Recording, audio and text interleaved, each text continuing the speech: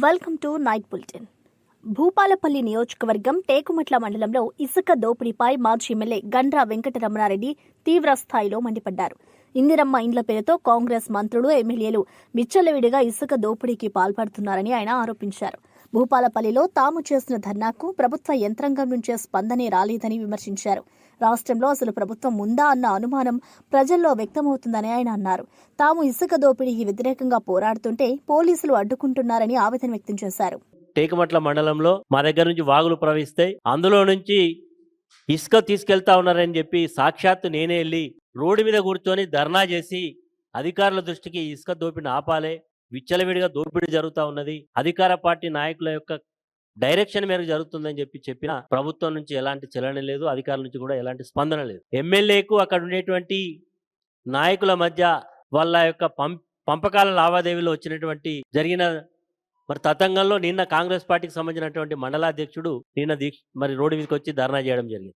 అంటే ఎట్లా ఉన్నదంటే దొంగే దొంగ దొంగ అన్నట్టున్నది ఈ రోజు. మరి ఆ సందర్భంలో నిన్న మా పార్టీ నాయకులు మేము కూడా ఈ ఇసుక దోపిడిని ఆపాలే, మేము కూడా ధర్నా చేస్తామని చెప్పి పిలుపునిస్తే పోలీసు అధికారులు ఉదయం 4 గంటల నుంచే మన నాయకులందరినీ కూడా అరెస్టు చేసి టేకుమట్ల, మొగుళ్లపల్లి, చిట్యాల మరి పోలీస్ స్టేషన్లకు తరలించడం జరిగింది. మరి ఇప్పటికైనా ఈ రాష్ట్రంలో ప్రభుత్వం ఉన్నదా లేదు, మేము దోసుకొని తినడానికే ఉన్నాం, ఇసుక దోపిడీ చేస్తాం, మరి అదేవిధంగా పద్ధతులు కొనసాగుతుందా, అసలు ఈ రాష్ట్రంలో ప్రభుత్వం ఉందా, ప్రభుత్వం పర్యవేక్షణ ఉందా, చెప్పాల్సిన బాధ్యత ఉందా లేదా అని చెప్పి ఈరోజు చూస్తా ఉన్నాం. మరి ఈరోజు మీరు అందరు కూడా మనకు ఉదయం 4 గంటలకు వెళ్ళే ఫోన్స్ అన్ని కూడా వచ్చినాయి. మరి ఎందుకు మరి పోలీసులు ఇసుక దోపిడీ చేసే వాళ్ళను పక్కకు పెట్టి మా వాళ్ళని ఎందుకు మరి ఇంత నిర్బంధం తీసుకొస్తున్నారు చెప్పాల్సిన అవసరం. మీరు చూస్తా ఉన్నారు విజువల్స్ లో ఏ రకంగా మా వాళ్ళను ఉదయం నుంచి ఇళ్లకు పోయి తీసుకొచ్చి మొత్తం కూడా పోలీసుల వాళ్ళ యొక్క పర్యవేక్షణలో ఏ రకంగా కార్యక్రమాలు జరుగుతున్నాయో ఇవన్నీ కూడా మీకు చూపెట్టాలని ఉద్దేశంతో ఇసుక దోపిడీ జరుగుతూ ఉన్నది. ఈ రోజు ఇందిరమ్మ ఇళ్ల కేటాయింపులలో అవినీతి, ఇందిరమ్మ ఇల్లు కేటాయింపులో మరి పేదరికంలో ఉండే వాళ్ళు మా పార్టీ కార్యకర్తలు అయితే కూడా వాళ్ళ యొక్క ఇండ్ల నుంచి పేరు తొలగించడం, ఇందిరమ్మ పేరు మీద ఇసుక దోపిడీ మీద డబ్బులు దండుకునేటువంటి కార్యక్రమం, ఇందిరమ్మ ఇల్లు కేటాయిస్తే కాంగ్రెస్ పార్టీ నాయకులు వారి దగ్గర ఎవరైతే లబ్ధిదారులరో వారి ద్వారా డబ్బులు తీసుకొని ఇవన్నీ జరుగుతూ ఉన్నాయి. మాచర్ల ప్రజలకు స్వాతంత్రం వచ్చినట్లు ముఖ్యమంత్రి చంద్రబాబు నాయుడు ప్రకటించారు. ఇక్కడి ప్రజలంతా సంతోషంగా ఉన్నారని, ఈ స్వేచ్ఛ 84 నుంచి చూస్తున్నాను. ఆ రోజు ఎక్కడో రాజీవ్ గాంధీని హత్య చేస్తే మాచర్లలో ఉండే రౌడీలు, ముఠా నాయకులు ఇక్కడ ప్రజల ఆస్తుల్ని విధ్వంసం చేశారు. అవునా కాదా అని మిమ్మల్ని అడుగుతున్నా. ఈ మాచర్లలో ఇటీవల కాలంలో ప్రజాస్వామ్యం లేదు, ఎన్నికలు లేవు. వీళ్ళు ఎట్ట తయారంటే చరిత్రలో కొంతమంది డిక్టేటర్లు ఉంటారు, వారికి ఏ గతి అయిందో ఇక్కడ కూడా మీ ప్రవర్తన మార్చుకోకపోతే మిమ్మల్ని ప్రజాస్వామ్యం క్షమించదని మరొక్కసారి హెచ్చరిస్తున్నా. ఇన్ని సంవత్సరాల అనుభవం ఉండే నేను ఆత్మకూరులో బాధితుల్ని తీసుకురావాలంటే ఇక్కడికి తీసుకురాలేక గుంటూరులో క్యాంపు పెట్టి నేను రావాలంటే మా ఇంటికి ఆ రోజు తాళ్లు కట్టి రానీయకుండా చేశారు. ఆ రోజే చెప్పా, నా ఇంటికి తాళ్లు కట్టారు కానీ మీ మెడకు ఉరి తాళ్లు వేసుకున్నారు, జాగ్రత్తగా ఉండమని అప్పుడే చెప్పాను. అదే జరిగింది. హైదరాబాద్ సెంట్రల్ యూనివర్సిటీకి చెందిన 400 ఎకరాల భూమిని తెలంగాణ ప్రభుత్వం వేలం వేయాలని యత్నించిందని బీఆర్ఎస్ నాయకుడు కేటీఆర్ అన్నారు. అయితే ఈ యూనివర్సిటీ విద్యార్థులు నిరసనలు చేపట్టి సోషల్ మీడియాలో తీవ్రంగా పోరాడడంతో ఆ భూములు కాపాడబడ్డాయని పేర్కొన్నారు. విద్యార్థుల త్యాగం వల్లే విద్యాసంస్థ ఆస్తులు రక్షించబడ్డాయని ఆయన స్పష్టం చేశారు. Hyderabad Central University students led the charge, started demanding answers from the government on why they're selling a valuable piece of urban lung space, which is also a demarcated forest. Went on for a while. Eventually, even though the government was non-responsive, this apex court of India, the Supreme Court, responded. Supreme Court came to the rescue and eventually because of Gen Z's media activism, social media activism, 400 acres of land in Hyderabad was saved purely because of that activism. Amaravati property festival కేవలం ప్రదర్శన మాత్రమే కాదు, రేపటి రాజధాని నగర భవిష్యత్ ఎలా ఉండబోతుందో చూపించే వేదిక అని మున్సిపల్ మంత్రి నారాయణ అన్నారు. విజయవాడలోని ఏ కన్వెన్షన్ సెంటర్లో జరుగుతున్న అమరావతి ప్రాపర్టీ ఫెస్టివల్ 2025 కార్యక్రమంలో ముఖ్య అతిథిగా పాల్గొన్న ఆయన మాట్లాడుతూ రియల్ ఎస్టేట్ రంగం అభివృద్ధి చెందితే అన్ని రంగాలు లాభపడతాయని తెలిపారు. కూటమి ప్రభుత్వం స్థిరాస్తి రంగానికి ప్రాధాన్యం ఇస్తోందని, అనుమతుల ప్రక్రియను సులభతరం చేసి పెట్టుబడిదారులకు అనుకూలమైన విధానాలు తీసుకొచ్చామని వివరించారు. గత ప్రభుత్వం అమరావతి రైతులను, రియల్ ఎస్టేట్ వ్యాపారులను ఎన్నో ఇబ్బందులు పెట్టిందని విమర్శించారు. అనేక రాష్ట్రాలకు పంపించాను. ఇక్కడ ఉన్న రూల్స్ అండ్ రెగ్యులేషన్ ఏంది, ఇక్కడ ఏందని అన్ని స్టడీ చేసిన తర్వాత కమిటీలు వేసి అనేక రిఫార్మ్స్ చేసాం. ఆ రిఫార్మ్స్ చేయడంలో కూడా నరేట్కా కావచ్చు, ఇంకా అదర్ ఆర్గనైజేషన్స్ ఏదో మీ అందరితో డిస్కస్ చేసి ఇతర రాష్ట్రాల్లో ఉన్న బెస్ట్ ప్రాక్టీస్ని తీసుకొచ్చేసాం. దానివల్ల ఖచ్చితంగా రియల్ ఎస్టేట్ రంగం పెరుగుతుందనే ఉద్దేశంతో నరేట్కా సభ్యులు చెప్తున్నారు. ఈ మధ్య ఈ యొక్క రియల్ ఎస్టేట్ బిజినెస్ అటు లేఅవుట్స్ కావచ్చు, బిల్డింగ్స్ కావచ్చు కొంత ఇంప్రూవ్ అయింది సార్ అని. కాబట్టి నేను అందరికీ ఒకటే చెప్పేది, ఈ యొక్క ప్రభుత్వం మా ముఖ్యమంత్రి నారా చంద్రబాబు నాయుడు కోరుకుంటారు, రియల్ ఎస్టేట్ బాగా డెవలప్ కావాలి. అది లేఅవుట్స్ కావచ్చు, బిల్డింగ్స్ కావచ్చు.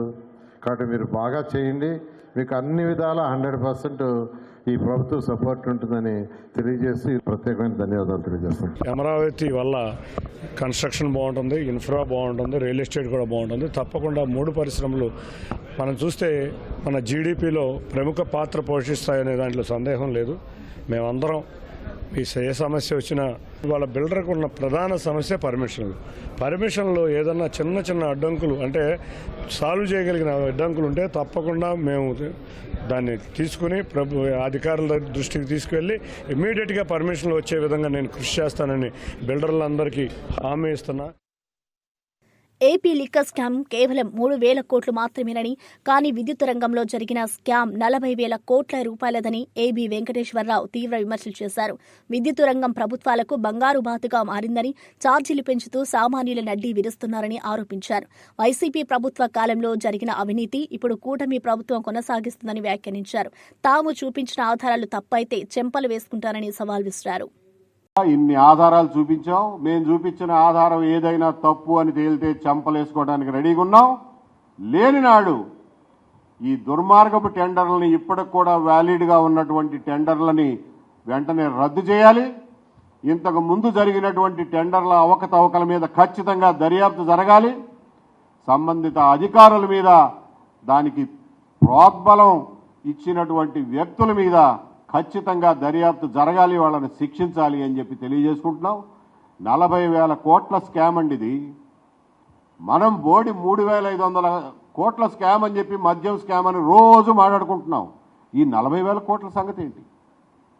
దీన్ని ఇలాగే కొనసాగనిస్తే ఎన్ని 10,000 కోట్లు అవుతుంది.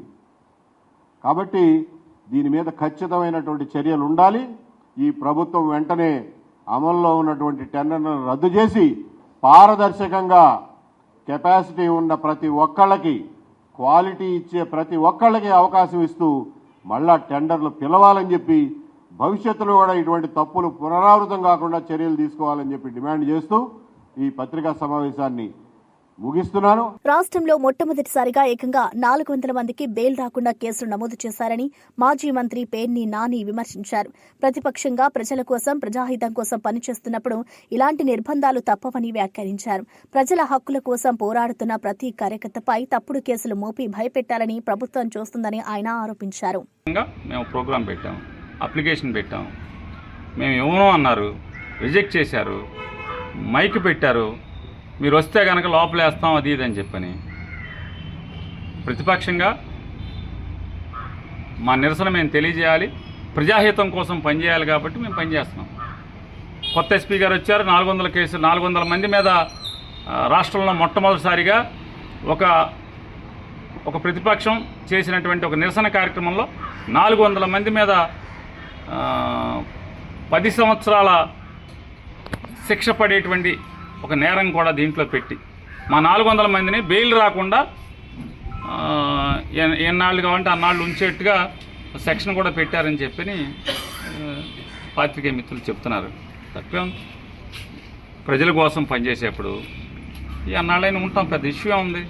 చంద్రబాబు నాయుడు, కొల్లు రవీంద్ర వీళ్ళు వాళ్ళ ఇష్టం చేసుకొని, ఇప్పుడు మనం ఏమైనా మర్డర్ చేసి బెయిల్కి ఎవరన్నా మా పొడి చేయండి, వాళ్ళని పొడి చేయండి, వీళ్ళని పొడి చేయండి అని చెప్పి మనం దొరికిపోయి వెళ్తే నామోషి పడాలి. కానీ అట్లా దొరికిపోయినోడే నామోషి పడినప్పుడు, ప్రజాహితం కోసం పనిచేస్తున్నప్పుడు ఏముంటుంది?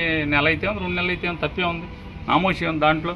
కర్ణాటక ప్రభుత్వం అల్మటీ ప్రాజెక్టు ఎత్తు పెంచాలని తీసుకున్న నిర్ణయంపై మహారాష్ట్ర ప్రభుత్వం అభ్యంతరం తెలిపినా తెలంగాణ ముఖ్యమంత్రి రేవంత్ రెడ్డి మాత్రం నిశ్శబ్దంగా ఉన్నారని జాగృతి అధ్యక్షురాలు కల్వకుంట్ల కవిత విమర్శించారు. మన రాష్ట్రానికి స్పష్టమైన అన్యాయం జరుగుతున్న సందర్భంలో సీఎం స్పందించకపోవడం ఆశ్చర్యమని ఆమె పేర్కొన్నారు. ఆల్మటీ ఎత్తు పెంపు వల్ల గోదావరి, కృష్ణా నదులపై ఆధారపడిన తెలంగాణ రైతులకు నీటి సమస్యలు తీవ్రంగా పెరిగే అవకాశం ఉందని కవిత ఆందోళన వ్యక్తం చేశారు. తెలంగాణ ప్రజల హక్కుల విషయంలో ప్రభుత్వం వెంటనే స్పష్టమైన వైఖరి వెల్లడించాలని ఆమె డిమాండ్ చేశారు. ఖమ్మం, హైదరాబాదు వీటన్నిటికీ కూడా ప్రాణదాయినిగా మనకు కృష్ణానది జలాలు ఉంటాయి. మరి వాటి కోసం మనము నిరంతరం పోరాటం చేస్తూ వచ్చినాం. తెలంగాణ ఉద్యమ సందర్భంలో కూడా ప్రధానంగా జల సాధన విషయంలోనే మనము ఉద్యమాన్ని నిర్మించుకోవడం జరిగింది. అది ప్రజలందరికీ తెలిసిన విషయమే. అదేవిధంగా ఉమ్మడి ఆంధ్రప్రదేశ్ ఉన్నటువంటి సందర్భంలో కూడా నదీ జలాల పంపిణీ విషయంలో, ప్రత్యేకించి కృష్ణానది విషయంలో కూడా మరి అనేక సందర్భాల్లో చర్చించి ఫైట్ చేసినటువంటి విషయాన్ని కూడా ప్రజలందరూ గమనించుకోవాలి. మరి ఆనాడు ఉమ్మడి ఆంధ్రప్రదేశ్లో ఉన్నప్పుడే మనకి ఇబ్బంది అవుతుంది కృష్ణానది కర్ణాటకను దాటి రావడం అని చెప్పి పెద్ద ఎత్తున సుప్రీంకోర్టులో కేసేస్తే ఆల్మట్టి డ్యామ్ హైట్ పెరగకుండా ఉమ్మడి ఆంధ్రప్రదేశ్లోనే మనందరికీ కూడా స్టే వచ్చింది. అటువంటి స్టేను ఇప్పుడు కర్ణాటక ఉల్లంఘిస్తూ మరి 1,70,000 ఎకరాలను సేకరించడానికి 70,000 కోట్లను రిలీజ్ చేస్తూ మొన్న కర్ణాటక ప్రభుత్వం నిర్ణయం తీసుకున్నది. ఆ తీసుకున్నటువంటి నిర్ణయం మీద తక్షణమే మహారాష్ట్ర ముఖ్యమంత్రి గారు స్పందించారు. వీళ్ళు ఇట్లా 5 మీటర్లు ఎత్తు పెంచుకుంటే 100 టీఎంసీలు నీళ్లు నిల్వ కృష్ణాలో ఉంచుకుంటే మా మహారాష్ట్రలో 2 జిల్లాలు మునిగిపోతాయి కాబట్టి మేము దీనికి ఒప్పుకోము, మేము సుప్రీంకోర్టుకు పోతామని మహారాష్ట్ర ముఖ్యమంత్రి గారు, భారతీయ జనతా పార్టీ అక్కడ అధికారంలో ఉంది, వాళ్ళు ప్రకటించడం జరిగింది. మరిగా మన తెలంగాణ అత్యంత దారుణంగా మనం దుఃఖపడతాం. ఒకవేళ ఆల్మట్టి కనుక 5 మీటర్లు హైట్ పెంచుకొని 100 టీఎంసీలు కనుక వాళ్ళు నిల్వ ఉంచుకుంటే నిజంగా కూడా మన తెలంగాణ ప్రాంతంలో ఉన్న కృష్ణానదిలో క్రికెట్ ఆడుకున్నాడు తప్ప ఇంకో దానికి పనికిరాని పరిస్థితి వస్తుంది. ఇప్పటికే నారాయణపూర్ దాటి ఆల్మట్టి దాటి మన తెలంగాణకి కృష్ణానది రావడానికి ఆగస్టు దాటిపోతుంది. అయితే బీభత్సంగా వర్షాలు పడితే తప్పితే వరద రానటువంటి పరిస్థితి మనకి ఇప్పటికే ఉన్నది. అటువంటిది ఇంకొక 5 మీటర్లు పెంచితే 100 టీఎంసీలు నిల్వ ఉంచితే కృష్ణానది అనేటటువంటిది కనుమరుగయ్యే పరిస్థితి కనబడుతుంది. మరి ఈ విషయం గౌరవ పెద్దలు రాష్ట్ర ముఖ్యమంత్రి గారు, కాంగ్రెస్ పార్టీలో ఉన్నటువంటి పెద్దలు, ఇరిగేషన్ మంత్రి ఉత్తమ్ కుమార్ రెడ్డి గారు వీరికి అర్థం అవుతుందా అర్థం అవుతలేదా అనేటటువంటి మీమాంసలో బాధలో తెలంగాణ బిడ్డలందరూ కూడా ఉన్నారు. ఇవాళ మహబూబ్ నగర్లో అనేక మార్లు కరువు జిల్లా కాబట్టి నీళ్ళ కోసం కొట్లాడినటువంటి ఎంతోమంది కార్యకర్తలు మొన్నటి నుంచి ఫోన్లు చేస్తూ ఉన్నారు. ఎందుకోసం ప్రభుత్వం దీని మీద మాట్లాడతలేదు, మరి దీన్ని ఎట్లా ఆపడం, అక్కడ నీళ్లు తీసుకుంటే అక్కడ వాళ్ళు 5 మీటర్లు పెంచుకుంటే మన పరిస్థితి ఏంటి? పంచాయతీరాజ్ శాఖ మంత్రి సీతక్క మాట్లాడుతూ కమిషన్లు వచ్చే పథకాలకే గతంలో బీఆర్ఎస్ ప్రభుత్వం ఆమోదం తెలిపిందని ఆరోపించారు. బతుకమ్మ చీరల పంపిణీలో కూడా కమిషన్లు తీసుకున్నారని విమర్శించారు. మహిళలు ఆర్థికంగా బలపడేలా కాంగ్రెస్ ప్రభుత్వం ప్రత్యేక పథకాలు తీసుకొచ్చిందని మంత్రి వివరించారు. మహిళలకు కుట్టు మిషన్లు, ఫుడ్ ప్రాసెసింగ్ యూనిట్లు ఏర్పాటు చేశామని తెలిపారు. గ్రామీణ ప్రాంతాల్లో ధాన్యం కొనుగోలు కేంద్రాల నిర్వహణను మహిళా సంఘాలకు అప్పగించామని వెల్లడించారు. ఇవాళ బీఆర్ఎస్ నాయకులు పాపం ఉచిత బస్సు పెడితే వాళ్ళకి నచ్చుతలేదు. పేదోని ఇంట్లో కరెంటు ఉచితంగా ఇస్తున్నాం 200 యూనిట్లు, అది కూడా వాళ్ళ ఇళ్లలో చీకటైనట్టుగా ఫీల్ అవుతా ఉన్నారు. మహిళల కన్నీళ్లు దుడడం కోసం దేశంలో ఎక్కడ కూడా 500కు గ్యాస్ సిలిండర్ వస్తలేదు. ఈరోజు 500కే గ్యాస్ సిలిండర్ ఇచ్చినటువంటి ఘనత మన ఇందిరమ్మ ప్రభుత్వంది. బీఆర్ఎస్ వాళ్ళ పదవులు పోయినాయి. వాళ్ళు ఎంత దుర్మార్గం చేసిరంటే వైఎస్ఆర్ గారి గవర్నమెంట్లో మా మహిళలందరూ రూపాయి కూడబెట్టి మరి జమ చేసుకున్నటువంటి అభయహస్తం డబ్బులు 1800 కోట్ల రూపాయలను కూడా బీఆర్ఎస్ నాయకులు కేసీఆర్ గారి పాలనలో తినేసిరు, మింగేసిరు, మహిళలకు ఇవ్వలే. ప్రజల్లో భ్రమలు కల్పించేందుకే బీఆర్ఎస్ నాయకులు ఆరోపణలు చేస్తున్నారని భువనగిరి పార్లమెంట్ సభ్యులు చామల కిరణ్ కుమార్ రెడ్డి అన్నారు. తెరమరుగైన ఆల్మట్టి ప్రాజెక్టు ప్రస్తావనను ఇప్పుడు ఎందుకు తీసుకొచ్చారు అని ప్రశ్నించారు.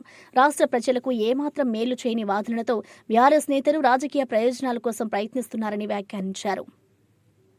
అనేది కొత్త సబ్జెక్ట్ కాదు. ఇప్పుడు వాళ్ళు ఏదో 70,000 ఎకరాలు సేకరిస్తుర్రు, కోట్ల రూపాయలు ఖర్చు పెడుతుర్రు. ఈ ఖర్చు పెట్టి ఇవన్నీ చేసి వాళ్ళ డిపిఆర్ పెట్టిన ఖర్చును మొత్తం చూపించి కోర్టులో సబ్మిట్ చేస్తే కోర్టు వాళ్ళ సైడ్ సానుకూలమైంది. అవునబ్బా అంత ఖర్చు పెట్టారు కదా, వదిలేయండి, జర్రనేగా పెంచుకోనియండి అని చెప్తుంది, కాబట్టి మీరు అలర్ట్గా ఉండండి అని చెప్పే ప్రయత్నం ఆయన చేసిండు. నిన్న ఎట్టి పరిస్థితుల మొన్న చెప్పిన బనకచెర్ల విషయంలోనైనా ఇప్పుడు ఆల్మట్టి విషయంలోనైనా తెలంగాణలో ఉన్నటువంటి కాంగ్రెస్ పార్టీ ప్రభుత్వం ఎట్టి పరిస్థితుల్లో కూడా కాంప్రమైజ్ కాదు. ఫస్ట్ ఎందుకంటే ఈ కర్ణాటక ప్రభుత్వం మేము ల్యాండ్ ఎక్వైషన్ చేస్తున్నాము, మేము పెంచుకుంటున్నాము, మా సామర్థ్యాన్ని పెంచుకుంటాము, మా దగ్గర ఇంత ఆయకట్టు ఉంది, పెద్ద పెద్ద ఆయకట్టుకు నీళ్లు అందియాలి, మాది డ్రాట్ ఏరియా, మా ఉత్తర కర్ణాటక ప్రాంతానికి అన్యాయం జరుగుతుంది, మేము ఇక్కడ ఆల్మట్టిని పెంచుకుంటామన్న విషయం కొత్త ఏం కాదు. ఆ విషయానికి వస్తే ఇవి కూడా చెప్తాయి. ఇప్పుడు వాళ్ళ హయాంలో 2022 అఫిడవిట్ ఫైల్ చేసిర్రు, ఫోటోగ్రాఫ్స్ తోటి, డాక్యుమెంట్స్ తోటి, కంప్లీషన్ ఆఫ్ వర్క్ స్టేజ్ తోటి. వాళ్ళ హయాంలో దగ్గర అంటే నవంబర్ 2022 కల్లా మేము 4,555 కోట్లు దీని మీద ఖర్చు పెట్టినాం ల్యాండ్ ఎక్వేషన్ మీద. ఎప్పుడు వాళ్ళ ప్రభుత్వంలోనే నవంబర్ 2022లా ఇన్ని కోట్లు ఖర్చు పెట్టినామని చెప్పారు. ఇంకోటి, state of Karnataka has filed an additional affidavit dated on 8/11/2021 అంటే బీఆర్ఎస్ ప్రభుత్వం ఉన్నప్పుడే revealed that additional affidavit has revealed that it has already spent 13,321 crore by September 2021 for infrastructure related to Upper Krishna project stage 3 including canals, drainage systems, land acquisition, rehabilitation and resettlements, R&R measurements. అంటే ఈ drama 2011లో stay వచ్చింది. అప్పటి నుంచి వాళ్ళు దీన్ని ప్రతిసారి నడుపుతూనే ఉన్నారు. ఈ స్టోరీని మేము పెంచుకుంటాము, దానికి సంబంధించినటువంటి ఇన్వెస్ట్మెంట్ పెడుతున్నాము, 13,000 కోట్ల రూపాయలు మేము ఖర్చు పెట్టినామని చెప్పి వీళ్ళ హయాంలో కూడా ఫోటోగ్రాఫ్స్ తో సహా సుప్రీంకోర్టుకి సబ్మిట్ చేసి మేము ఇప్పుడు ఏంది, ఇప్పుడు మేము కాంగ్రెస్, అక్కడ కాంగ్రెస్ ఉంది, వీళ్ళిద్దరు కలిసి మన చేతులు కలిపి ఆడ 100 టీఎంసీలను పక్కదో పట్టిస్తారేమోనని చెప్పి ఆయన వచ్చి చెప్తే ఇక్కడ తెలంగాణ ప్రజలు అమ్మ ఎంత అన్యాయం చేసినాం, మనము అనవసరం కాంగ్రెస్ పార్టీని గెలిపించుకున్నాం, బీఆర్ఎస్ పార్టీ ఉంటే 100 టీఎంసీలు మిగిలేదు కదా అనే ఆలోచన రావాలని మాట్లాడినట్టే ఉంది తప్ప ఎందుకు ఈ సబ్జెక్ట్ కొత్తది కాదు. ఈ సబ్జెక్ట్ గురించి ఇప్పుడు లేవనెత్తాల్సిన అంశం కాదు. ఈ సబ్జెక్ట్ గురించి మా ప్రభుత్వం సుప్రీంకోర్టులో 100% చిత్తశుద్ధితో పోరాటం చేస్తుంది. ఎట్టి పరిస్థితుల్లో సుప్రీంకోర్టు కూడా ఒప్పుకున్నంత కాలం ఆల్మట్టీలో వాళ్ళు డ్యామ్ పెంచుకోవడానికి కూడా అవకాశం లేదు ఎందుకంటే సుప్రీంకోర్టులో పెండింగ్ మ్యాటర్. కాంగ్రెస్ ప్రభుత్వం ఆల్రెడీ హైదరాబాద్లోని ఎంసీఆర్ హెచ్ఆర్డీలో తెలంగాణ ముఖ్యమంత్రి రేవంత్ రెడ్డి హైకోర్టు ప్రధాన న్యాయమూర్తి ఆపరేష్ కుమార్ సింగ్ ను మర్యాదపూర్వకంగా కలిశారు. ఈ భేటీలో రాష్ట్ర న్యాయ వ్యవస్థను అవసరమైన మౌలిక వసతుల కల్పనపై చర్చ జరిగింది. అలాగే న్యాయస్థానాల్లో పెరుగుతున్న కేసుల భారాన్ని తగ్గించేందుకు అవసరమైన సిబ్బంది నియామకాల ప్రాధాన్యతపై కూడా ఇద్దరూ సమగ్రంగా చర్చించారు.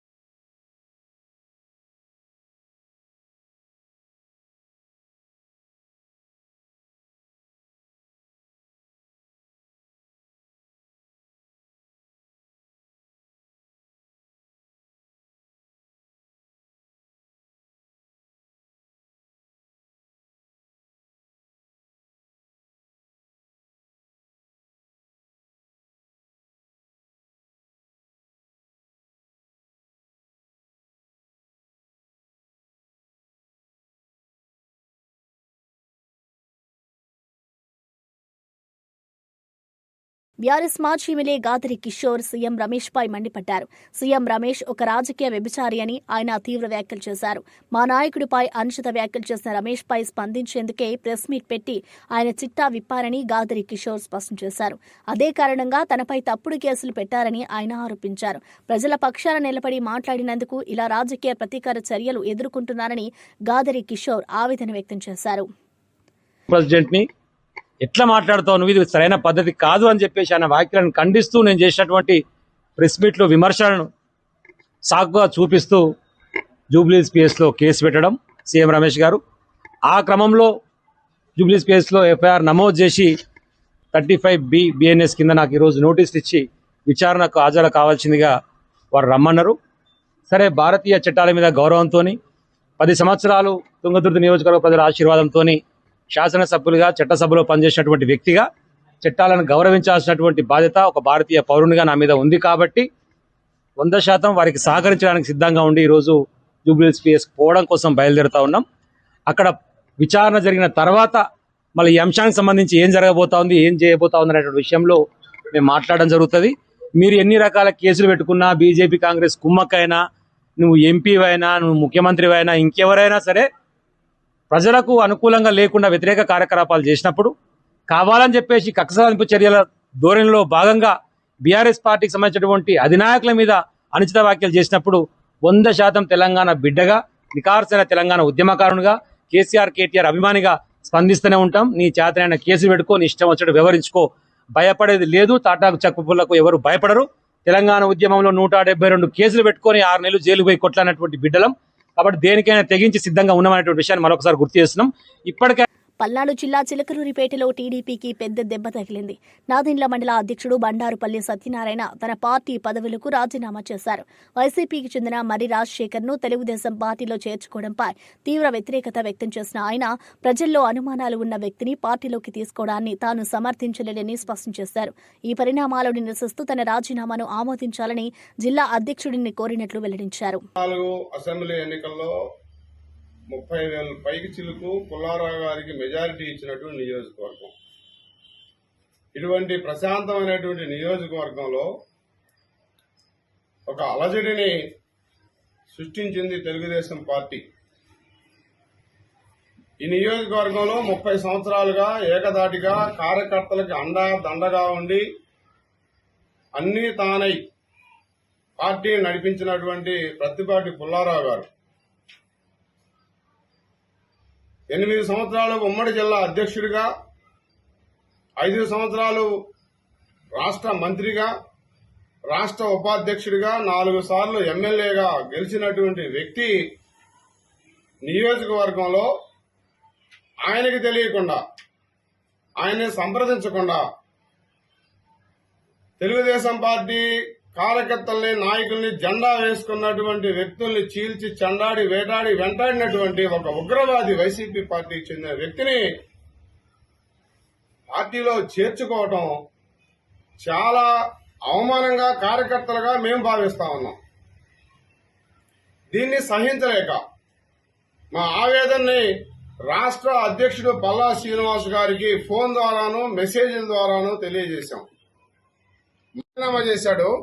కనీసం అప్పటి నుంచి ఇప్పటి వరకు వైసీపీ పార్టీని కానీ జగన్మోహన్ రెడ్డిని కానీ విమర్శించిన దాఖలాలు లేవు.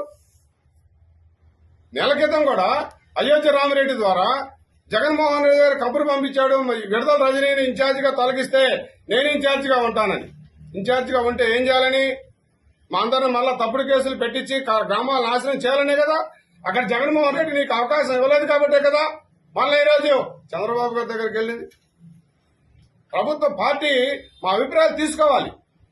రాజశేఖర్ను నువ్వు పార్టీలో చేర్చుకునేటప్పుడు అధిష్టానం ఇక్కడున్న పుల్లారావు గారిని కానీ, ఇక్కడ అతని వల్ల డిఫర్ అయినటువంటి నాయకుల్ని, కార్యకర్తలను కానీ కనీసం అభిప్రాయ సేకరణ చేసి కదా అన్నిటికీ పార్టీ ఐవీఆర్ఎస్ పెడుతుంది కదా. మరి ఎందుకు ఇతను చేర్చుకునే విషయం? టీపీసీసీ చీఫ్ మహేష్ కుమార్ గౌడ్ మాట్లాడుతూ ఎన్ని రాజకీయ పార్టీలు వచ్చినా స్వాగతిస్తామని, కానీ ఏ పార్టీ వచ్చినా క్వాలిటీ లీడర్షిప్ రావాలని అన్నారు. కాంగ్రెస్ పార్టీకి ఉన్న చిత్తశుద్ది ఈ దేశంలో మరే పార్టీకి లేదని ఆయన స్పష్టం చేశారు. 42% రిజర్వేషన్లకు చట్టబద్దత కల్పించేందుకు కాంగ్రెస్ ఎప్పటికప్పుడు ప్రయత్నాలు చేస్తుందని గుర్తు చేశారు. కొంత ఆలస్యమైన స్థానిక సంస్థల ఎన్నికలను 42% రిజర్వేషన్లకు అనుగుణంగా నిర్వహిస్తామని తెలిపారు. కోరుకునేదల్లా ఏ రాజకీయ పార్టీ వచ్చినా క్వాలిటీ లీడర్షిప్ రావాలి. నిజాయితీ పరమైనటువంటి కమిట్మెంట్ ఉన్నటువంటి నాయకత్వం రావాలి. అప్పుడే ప్రజలు ఆదరిస్తారు. రాజకీయ పార్టీలు ఎన్ని వచ్చినా స్వాగతిస్తాం. ఇది ప్రజాస్వామ్యం, వాళ్ళకి స్వేచ్ఛ ఉంది, హక్కు ఉంది పెట్టుకునేది. కానీ ప్రజల కోసం పనిచేసే ఏ పార్టీ వచ్చినా మేము స్వాగతిస్తాం. కాంగ్రెస్ పార్టీకి ఉన్న చిత్తశుద్ధి ఈ దేశంలో ఎవరికీ లేదు. స్థానిక సంస్థల ఎన్నికలకి పోవాలని, 42% రిజర్వేషన్ చట్టబద్ధత ఇచ్చి పోవాలని మేము చేయని ప్రయత్నం అంటూ లేదు. బీజేపీ మోకాలు అడ్డేయడము, దానికి అధిగమించేందుకు ఆర్డినెన్స్ ఇవ్వడము, అది కూడా గవర్నర్తో పెండింగ్ ఉండడం, మళ్ళీ కేసీఆర్ ఏదైతే 50% సీలింగ్ పెడుతూ చట్టం చేశాడో దాన్ని అధిగమిస్తూ అసెంబ్లీలో మరొక చట్టం చేశాం. అంటే ఇప్పటికి 3 చట్టాలు చేశాం. చేయడమే కాకుండా ఎన్నికలకు పోవాలని కోర్టు ఇచ్చినప్పటికీ కూడా ఇంకా ఏదైనా ఆప్షన్ ఉంటే అవైల్ చేసుకుందాము, బీసీలకు ఇవ్వాల్సిన చట్టబద్ధత 42% ఇచ్చిన తర్వాత ఎన్నికలకు పోదామనేటువంటి ఒక దృఢ సంకల్పం ముఖ్యమంత్రి గారికి ఉంది, మాకుంది. ఎన్నికలు కొంత దూరమైన కోర్టుని ఆశ్రయించి కోర్టుతో విన్నవించి ఈ 42% రిజర్వేషన్ అయితే కేంద్రంలో పెండింగ్లో ఉందో ఇప్పుడు చెన్నై కోర్టు ఇచ్చింది, సుప్రీంకోర్టు నిర్ణయం ఇవ్వబోతా ఉంది. ఆ నిర్ణయం వచ్చిన తర్వాత దానికి అనుగుణంగా 42% రిజర్వేషన్ చట్టబద్ధించుకొని ఎన్నికలకు పోతాం. కిషన్ రెడ్డి, బండి సంజయ్ కేంద్రంలో ప్రయత్నం వహిస్తూ మొగాలడ్డేసి ఇలా బీసీలకి నోటికాడికి వచ్చిన ముద్దని తన్నేస్తూ ఉన్నారు. తిరుమల పరకామణి చోరీకి సంబంధించిన సాక్ష్యాలను బయటపెట్టిన టీటీడీ సభ్యుడు భానుప్రకాష్ రెడ్డి సంచలన వ్యాఖ్యలు చేశారు. 112 కోట్ల చోరీ జరిగినా కేవలం 9 నోట్లు మాత్రమే సీజ్ చేసినట్లు చూపించారని ఆయన ఆరోపించారు. ఆ సమయంలో అధికారంలో ఉన్న కొందరు వైసీపీ నాయకులకు కూడా ఈ చోరీలో వాటాలు వెళ్లాయని భానుప్రకాష్ రెడ్డి తీవ్ర విమర్శలు చేశారు. ఈ కేసు పునః విచారణ జరపాలని డీజీపీకి మెమోరాండం ఇచ్చినట్లు వెల్లడించారు.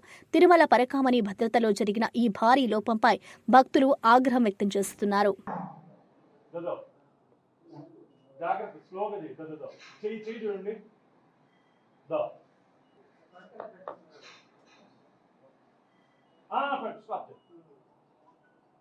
ఇంత కట్ట మిత్రులారా, ఇంత కట్ట నోట్లు బంగారు అమెరికన్ డాలర్స్ 112 నోట్లుంటే కేవలం 9 నోట్లకు మాత్రమే 9 మాత్రమే దొరికాయని చెప్పి ఎందుకు ఎఫ్ఐఆర్ చేశారు? ఎవరిని తప్పించడానికి, ఎవరిని మెప్పించడానికి? అసలు లోక్ అదాలత్లో కాంప్రమైజ్ అయ్యే కేసే కాదు ఇది. లోక్ అదాలత్లో కాంప్రమైజ్ అయ్యే కేసే కాదు ఇది. వెంకటేశ్వర స్వామి ఖజానాన్ని కొల్లగొట్టినటువంటి దొంగని ఏ విధంగా మీరు కాపాడారు? ఇందులో ఆ రోజు అధికారంలో ఉన్నటువంటి వైసీపీ నాయకులకి కొందరికి దీంట్లో వాటాలు వెళ్ళాయని చెప్పి మాకు ఫిర్యాదులు ఉన్నాయి. ఆ రోజు ఇక్కడ పనిచేసే అధికారులు, ఉన్నతాధికారులు కూడా దీంట్లో వాటాలు వెళ్ళాయని చెప్పి మాకు ఫిర్యాదులు ఉన్నాయి. కాబట్టి దీని మీద నిగ్గు తేల్చాలని చెప్పి నేను రాష్ట్ర DGP, director general of police వారికి ఒక మెమరాండం ఇవ్వడం జరిగింది. రవికుమార్ని అక్కడ ఉన్నటువంటి